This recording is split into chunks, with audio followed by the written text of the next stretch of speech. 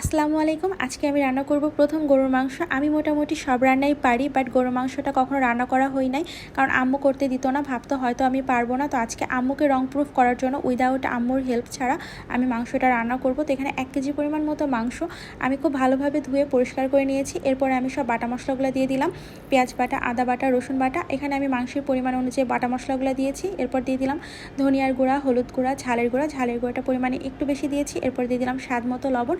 আর লাগবে রাঁধুনি মাংসের মশলাটা। এই মাংসের মশলাটা যে কোনো মাংসে দিলে রান্না অনেক বেশি মজা লাগে। সবগুলো গরম মশলা দিয়ে পরিমাণ মতো তেল দিয়ে এখন আমি মাংসটাকে খুব ভালোভাবে মেখে মেরিনেট করে রাখবো কমপক্ষে 1 ঘন্টার জন্য। তো এখানে আমার 1 ঘন্টা হয়ে গিয়েছে। এখন আমি চুলাটা অন করে আমি আজকে পুরো মাংসটা চুলাতে খুব ভালোভাবে কষিয়ে রান্না করব।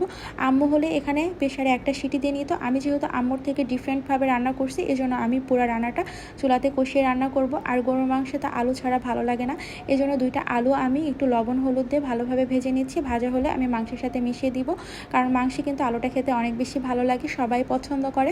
কতগুলো পেঁয়াজ আমি খুব ভালোভাবে একটু বেরেস্তা করে নিব, কারণ এইভাবে পেঁয়াজ বেরেস্তা করে মাংসে মেশালে একটা সুন্দর ফ্লেভার আসে। এখন সব কিছু আমি ভালোভাবে কষিয়ে নিব। যখন ভালোভাবে কষানো হয়ে যাবে তখন আমি দিয়ে দিব ফুটন্ত পানি 3 কাপ পরিমাণ মতো।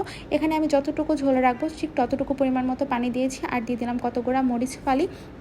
এই পর্যায়ে আমার মনে হচ্ছে ঝালের গুঁড়া, লবণ আর একটু মাংসের মশলা কম, তো সেজন্য এগুলো আমি সব কিছু আবার অল্প অল্প করে দিয়ে দিয়েছি। আমি আমার মতো করে রান্না করছি, সবার রান্না হয়তো বা ডিফারেন্ট হতে পারে, আমার রান্নায় কোনো ভুলও থাকতে পারে, বাট আমি আমার মতো করে করেছি। সব শেষে দিয়ে দিলাম ভাজা জিরাটা দিলে কিন্তু মাংস থেকে একটা সুন্দর ফ্লেভার আসে।